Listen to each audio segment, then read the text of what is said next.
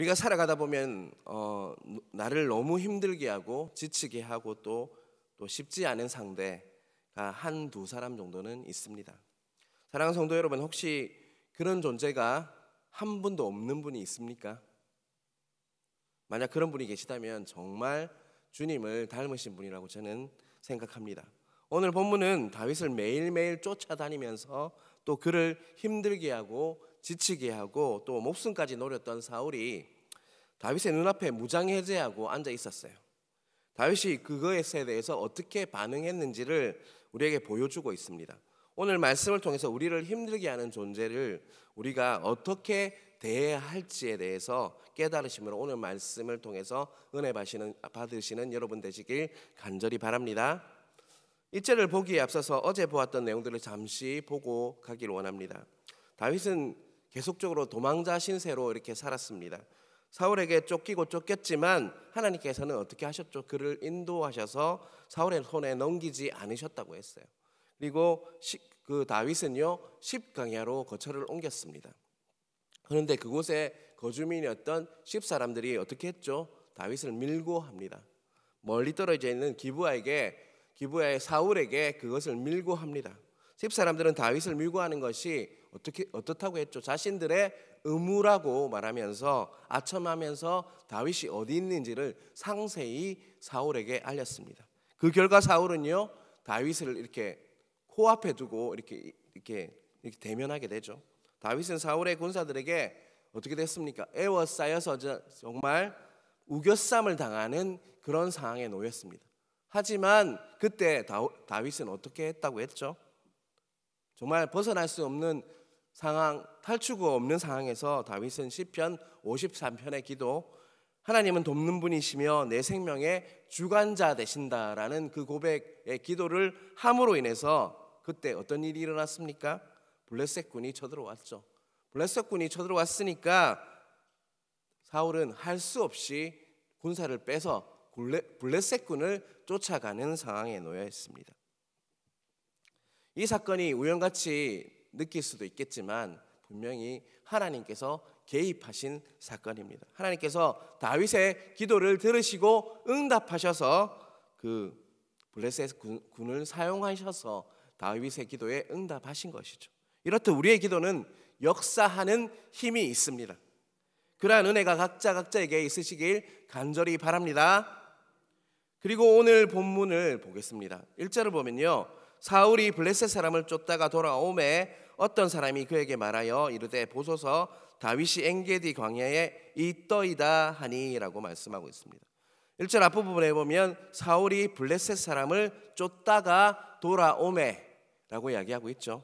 이것은 조금 전 보았듯이 사울이 다윗을 코앞에 두고요 잡을 수 있는 상황에서 블레셋군이 쳐들어오니까 할 수 없이 이렇게 블레셋군을 쫓았어요. 그리고 그렇게 그 전쟁을 치른 후에라고 이렇게 해석하면 됩니다. 그렇게 블레셋군과 싸운 후에 또 사울에게 어떤 소식이 전해졌습니까? 다윗의 소식이 전해졌다는 것이죠. 그 소식은 다윗이 지금 어디에 있다는 것입니까? 엔게디 광야에 있다는 소식이 전해졌다는 것입니다. 엔게디 지역은요 어떤 지역이냐면요 계곡이 깊은 지역입니다. 그리고 협곡이 이렇게 아주 좁은 계곡이 있어가지고 아주 수려하다고 합니다. 이스라엘 가보면 꼭 가라고 하는 장소인데요, 특히 그곳에는요 동굴이 많이 있습니다. 2절입니다. 사울이 온 이스라엘에서 택한 사람 3,000명을 거느리고 다윗과 그의 사람들을 찾으러 덜렴소 바위로 갈새. 사울은요 다윗을 쫓기 위해서 몇 명을 동원했댔습니까? 3,000명을 동원했습니다. 다윗 한 사람 잡는데 3,000명을 동원했다는 것이죠. 사울은 3,000명의 군사를 데리고 다윗을 쫓아내려갔습니다. 어제도 말씀드렸듯이 사울은요 다윗을 어떻게 평가했습니까? 심히 지혜로운 자다라고 평가했습니다. 그가 너무 신출기몰하기 때문에, 심히 지혜롭기 때문에 3,000명을 군사를 데리고 가라서라도 꼭 잡겠다는 의지가 3,000명 안에 보이는 것 같습니다. 사울은 결연한 의지로 다윗을 잡기 위해서 출동했다는 것이죠. 3절입니다. 길가 양의 우리에 이른즉 굴이 있는지라 사울이 뒤를 보러 들어가니라 다윗과 그의 사람들이 그 굴 깊은 곳에 있더니. 이렇게 중요한 시점에 사울이 어땠다는 것이죠? 굴이 있는지라 사울이 뒤를 보러 들어가니라. 이 말씀은요, 배가 아팠다는 것이죠. 뒤를 보러 들어갔다는 말은 배가 아파서 용변을 보러 동굴로 들어갔다는 것이죠. 그런데 그곳에는 누가 있었습니까? 바로 다윗이 이렇게 쉬고 있었습니다. 동굴은 선선하잖아요. 그리고 또 어둡기 때문에 잘 찾을 수 없는 요새와 같은 곳이기 때문에 다윗은 그곳에 있었는데, 그곳에 누가 들어갔다는 것이죠? 사울이 용변을 보러 들어갔다는 것이죠. 동굴이 어두우니까 사울은 다윗이 그곳에 있는 줄 모르고 용변을 해결했을 것입니다. 용변을 보고 있다는 것은 무엇을 의미합니까? 모든 것을 풀어 헤치는 상태잖아요. 무장 해제했다는 것입니다. 이제 다윗이 있는 줄 모르기 때문에 마음만 먹으면 어떻게 할 수 있습니까? 그토록 자신을 쫓아다니면서 괴롭히고 자신의 생명까지 노리는 그 사울을 힘 안 들이고 이제 죽일 수 있는 절호의 찬스가 다윗에게 온 것입니다. 4절입니다. 다윗을 따르던 사람들이 이렇게 말씀하죠. 하나님께서 당신의 원수를 당신의 손에 넘겼으니까 사울을 지금 당장 죽이십시오. 이렇게 옆에서 다윗을 따르는 부하들이 그렇게 이야기했습니다. 그런데 다윗은 어떻게 반응했죠? 사울의 겉옷자락을 가만히 베니라. 다윗은 사울을 죽일 수 있는 상황에서 사울의 겉옷만 베었다라고 말씀하고 있습니다. 5절입니다. 그리한 후에 사울의 옷자락 뱀으로 말미암아 다윗의 마음이 찔려. 이렇게 이야기하고 있죠. 다윗을 계속 쫓아다니면서 이렇게 괴롭혔던 사울이 무장해제하고 바로 눈앞에서 용변을 보고 있었기 때문에 무장해제한 그 사울을 다윗은 칼로 찔러 죽일 수도 있는 상황에서 옷자락만 베었는데도 어떻게 했다는 것이죠? 다윗의 마음이 찔렸다라고 성경은 말하고 있는 것이죠. 6절은 그가 왜 사울을 죽이지 않고 겉옷자락만 베었는지, 마음이 찔렸는지 그거에 대해서 잘 보여주고 있습니다. 6절 중반부에 보면요, 여호와의 기름 부음을 받은 내 주를 치는 것은 여호와께서 뭐 한다고요? 금하시는 것이니 라고 이렇게 말씀하고 있습니다. 여기서 기름 부은 자를 죽이는 것은 하나님께서 뭐 한다고요? 금하시는 것이니 라고 말씀하고 있습니다. 하나님께서 금하시는 것이기 때문에 그 말씀에 순종하기 위해서 사울을 죽이지 않았다고 고백하고 있습니다. 그런데 다윗이 옷자락만 베었다는 것은 또 무엇을 의미합니까? 그 마음에 조금이라도 사울을 죽이고자 하는 사리가 있었다는 것이죠. 그래서 하나님께서 금하시는 것을 신용이라도 했기 때문에 마음이 찔렸다는 것입니다. 다윗은 신용만 했는데도 그 마음에 찔려 했던 자였습니다. 이런 영적 예민함, 죄에 대해서 예민함이 하나님을 경외하는 사람들의 마음입니다. 사랑하는 성도 여러분, 하나님께서 분명히 요즘 말씀을 통해서 또 묵상을 통해서 기도와 예배를 통해서 마음이 찔리는 그런 말씀을 반복적으로 여러분에게 말씀하시는 게 있습니까? 그런 것들이 있다면 우리는 정말 그것을 지키기 위해서 온 힘을 다해야 할 것입니다. 사랑하는 성도 여러분, 혹시 여러분은 하나님께서 계속적으로 말씀하고 계시는데도 계속적으로 그것을 거부하고 있지는 않습니까? 그런데 다윗은 신용만 했는데도요, 마음이 찔렸던 자였습니다. 그랬기 때문에 하나님께서 하나님 나라를 그에게 맡겼고, 그 나라가 하나님 안에서 굳건히 세워졌고, 그 나라를 통해서 하나님의 가문, 예수님 주님께서 그곳에서 다윗의 가문에서 태어날 수 있었던 것이었습니다. 지극히 작은 일에 충성된 자가 큰 것도 충성된다는 그 말씀처럼 하나님께서는 그 하나님 나라를 그에게 맡길 수 있었던 것입니다. 그런데 그 시작은 무엇이었죠? 하나님께서 금하는 것, 하나님께서 하지 말라고 하는 것을 하지 않고 하나님께서 하라고 하신 것을 하는 것들로 시작되었다는 것을 잊지 마시기 바랍니다. 그런데 그러한 것들이 어디에 있죠? 바로 하나님의 말씀, 성경에 있습니다. 그래서 우리는 하나님의 말씀을 더 배우고 알아야 합니다. 말씀을 배우지 않으면 하나님께서 뭘 하라고 하는지, 뭘 하지 말라고 하는지 알 수가 없습니다. 몰라서 못 지키게 되는 것입니다. 그래서 반드시요, 교회 안에서 우리는 기회가 될 때마다 교회 안에서라고 했습니다. 신천지들은 교회 밖에서 가리킵니다. 교회 안에서 기회가 될 때마다 우리는 하나님의 말씀을 듣고 배우고 연구하고 또한 그 말씀을 어떻게 해야 할까요? 그 배운 말씀을 의지를 다해서 지키려고 애써야 합니다. 그런데도 그것을 못 지키면 어떻게 됩니까? 자신을 정죄할 것이 아니라 하나님 앞에 나가서 솔직히 기도하고 내가 이것을 잘 못 지켰습니다 라고 고백하면서 다시 의지적으로 그것을 지키기 위해서 최선 믿음의 싸움을 해야 한다는 것이죠. 그렇게 계속 하다 보면요, 영적으로 근육이 붙습니다. 정말 근육질이 되는 거죠. 영적으로 근육이 생기는 것이죠. 그리하면 다윗처럼 작은 불순종에도 마음이 찔리는 영적 예민함, 분별력을 갖춘 영적인 강건함을 갖춘 자로 설 수가 있다는 것입니다.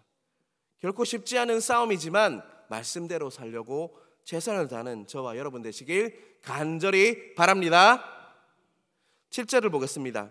다윗이 이 말로 자기 사람들을 금하여 사울을 해하지 못하게 하니라.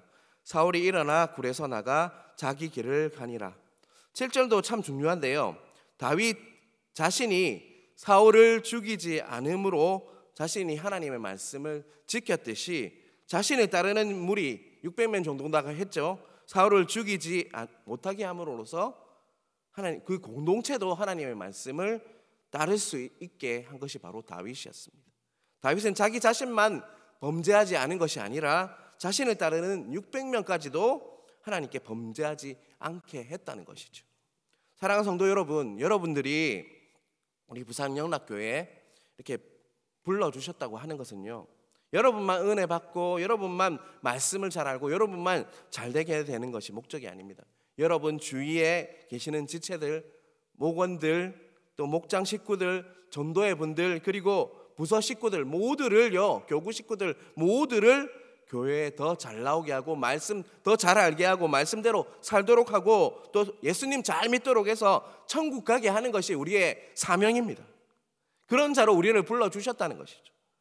그런 것을 잊을 때가 참 많아요. 그런데 오늘 말씀을 통해서 우리만 잘 되는 것이 아니라 우리 공동체 전체가 잘 되는 우리 부산영락교회 되는 여러분 되시기 간절히 바랍니다. 8절부터는 다윗이 사울에게 자신의 속마음을 솔직하게 털어놓았습니다. 사울은 옆에 사람들의 이야기만 듣지 말고 제발 내가 어떤 자인지 알아달라고 고백하고 있죠. 자신을 죽이려고 혈안이 되어 있는 그런 사울에게 자신은 결코 한 번도 사울에게 범죄하지 않았다라고 말씀하고 있습니다. 그 증거로 자신이 엔게디 그 동굴에서 그 사울이 용변을 보고 있을 때 옷자락만 베었던 것을 보여주었습니다. 12절 15절이 참 중요한데요, 제가 한번 읽어보겠습니다. 여호와께서는 나와 왕 사이를 판단하사 여호와께서 나를 위하여 왕에게 보복하시려니와 내 손으로는 왕을 해하지 않겠나이다. 15절입니다. 그런즉 여호와께서 재판장이 되어 나와 왕 사이에 심판하사 나의 사정을 살펴 억울함을 풀어주시고 나를 왕의 손에서 건지시기를 원하나이다 하니라.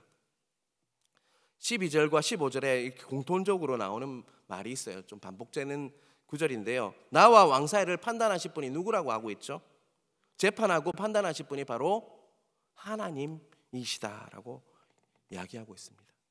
자신을 괴롭히고 힘들게 하고 또 자신을 죽이려 하는 사울 관계에 있어서 어떤 태도를 취하고 있는지 이 본문은 우리는 알 수가 있습니다. 다윗과 자신과 사울과의 관계를 판단하시고 재판하시고 심판하실 분이 또 억울함을 풀어주실 분이 누구라고 하고 있죠? 바로 하나님이시라고 말씀하고 있는 것이죠. 보복도 누가 온다고 하고 있죠? 보복도 억울함을 풀어줄 분도 바로 하나님 아버지 되신다라고 다윗은 고백하고 있습니다. 어떤 사람들의 관계에 있어서 나를 정말 힘들게 하고 지치게 하는 존재가 있다면 그 관계의 판단은 누가 하신다고요? 바로 심판하시고 판단하시고 재판하실 분이 누구라고요? 하나님이시다라고 말씀하고 있죠. 여러분이 대처하고 여러분이 결정해서 여러분이 재판할 게 아니라 누구에게 맡기란 말씀입니까? 이 말씀은요, 하나님께 맡기라라고 말씀하고 있는 것입니다. 모든 것을 맡길 때 보복하고 억울함을 풀어주실 분도 바로 우리 하나님 아버지 되십니다. 잠언 20장 22절 말씀입니다. 한번 제가 천천히 읽겠습니다. 잠언 20장 22절 집에 가서 한번 찾아보시기 바랍니다. 너는 악을 갖겠다 말하지 말고 여호와를 기다리라. 그가 너를 구원하시니라. 너를 악을 갖겠다 말하지 말고 여호와를 기다리라. 그가 너를 구원하시리라. 내가 재판하고 보복하려 하지 말고 하나님께 맡기고 기다리면 하나님께서 어떻게 하신다는 것이죠? 심판하시고 재판하시고 보복하시고 그 억울함도 다 풀어주실 것이다 라고 말씀하고 있는 것이죠. 우리는 우리 자신이 재판도 하고 보복도 하고 억울함도 풀려 합니다. 그런데 하나님께서는 그러한 부분을 다 하나님께 맡기면 재판도 보복도 억울함을 풀어줄 분도 바로 나다 라고 말씀하고 있는 것이죠. 우리는 연약해서 재판도 하고 이렇게 보복도 할 수 있는 그런 존재가 아닙니다. 하나님께 우리는 맡겨야 하는 것입니다. 물론 이 말씀처럼 하는 것이 결코 쉽지 않다는 것을 너무나도 잘 알고 있습니다. 하지만 우리가 하나님 말씀에 순종할 때 하나님께서 일하시는 것을 보게 될 것입니다. 하나님께 다 맡기라고 했는데 이런 질문이 있었어요. 그렇다면 우리가 해야 할 것은 아무것도 없는 건가요? 라고 질문이 있을 수 있습니다. 제가 이 말씀을 준비하는데 하나님께 다 맡기면 나는 뭘 하지? 라는 질문이 있었습니다. 그 답을 잠언 24장 17절 18절 그리고 오늘 본문에 보면 17절이 있는데요, 둘 다 동일하게 24장 17절이에요. 17절 잠언 24장 17절, 사무엘상 24장 17절입니다. 제가 한번 읽어보겠습니다. 잠언 24장 17절 18절입니다. 내 원수가 넘어질 때 질구하지 말며 그가 엎드려질 때 마음에 기뻐하지 말라. 여호와께서 이것을 보시고 기뻐하지 아니하사 그의 진노를 그에게서 옮기실까 두려우니라. 잠언 24장 17절 18절 말씀이고요. 사무엘상 24장 17절 오늘 본문에 있습니다. 제가 한번 읽어보겠습니다. 다윗에게 이르되 나는 너를 학대하되 너는 나를 선대하니 너는 나보다 의롭도다. 이것은 사울의 고백이거든요. 여러분, 나를 힘들게 하고 지치게 하는 자가 넘어지면 솔직히 어떻습니까? 솔직히 통쾌하잖아요. 맞죠? 또 엎드려지면 어떠래요? 엎어지면 어떠래요? 기쁠 수 있습니다. 하지만 그렇게 하는 것을 하나님께서 분명히 잠언 24장 17절 18절에는 뭐라고 하고 있죠? 기뻐하지 않으시고요, 그 진노가 도리어 나 자신에게 올 수 있다라고 말씀하고 계십니다. 그래서 17절입니다. 다윗에게 이르되 나는 너를 학대하니 너는 나를 선대하니 너는 나보다 의롭도다. 이것은 사울이 다윗을 평가한 내용이에요. 우리가 해야 할 것은요, 바로 다윗이 사울에게 했듯 선대하는 것입니다. 그럴수록 더 선대하는 것입니다. 더 잘해주는 것입니다. 솔직히 머리로는 이 말씀이 깨달아지지만 정말 이 말씀대로 마음이 받아져서 말씀대로 사는 것이 결코 쉽지 않습니다. 저의 고백입니다. 그런데 우리는 다윗처럼 옷자락만 베어도 마음에 찔리는 영적 예민함이 있어야 합니다. 말씀대로 살려고 죽을 똥 살똥 살아야 된다는 것이죠. 하나님께서는 지금도 말씀하십니다. 선대하라. 그럴수록 더 선대하라라고 말씀하고 계십니다. 우린 살아가다 보면 좋은 사람만 참 만나면 좋은데요, 나를 힘들게 하고 괴롭히고 또 정말 불편한 관계가 있습니다. 하지만 오늘 본문을 통해서 깨달으시길 바랍니다. 그 사람이 그런 불편한 마음이 들면 들수록 어떻게 해야 된다고요? 그럴수록 더 선대하라라고 하나님께서 우리에게 말씀하고 계십니다. 이 말씀 정말 지키기 쉽지 않은 내용이라는 건 너무나도 잘 알고 있습니다. 하지만 옷자락만 베어도 이렇게 마음이 찔렸던 다윗의 그 영적 예민함이 여러분의 것이 되어서 정말 말씀대로 살아감으로 하나님께서 동행하시는 여러분 되시길 주님의 이름으로 축원합니다. 기도하겠습니다. 하나님 아버지, 감사합니다. 너무나도 쉽지 않은 말씀이지만 하나님, 하나님께서 말씀하셨기에 우리가 충성하길 원합니다.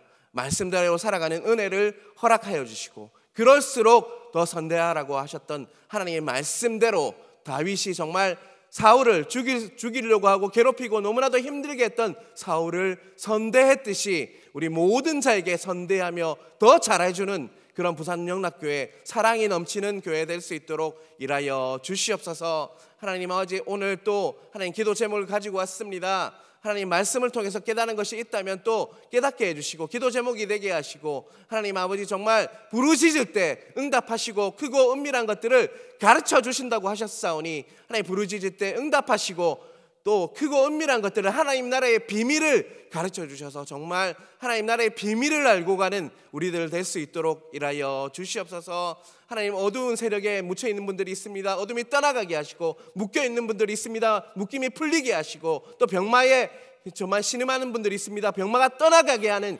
역사가 있을 수 있도록 함께하여 주시옵소서. 오늘 하루도 하나님께 맡깁니다. 하나님께 맡길 때 하나님 일하여 주셔서 하나님께서 나와 동행한다는 그 마음들이 항상 충만해서 기쁨과 감사가 넘칠 수 있는 하루 될 수 있도록 일하여 주시옵소서. 이 모든 말씀 살아계신 예수님 이름으로 기도드리옵나이다. 아멘.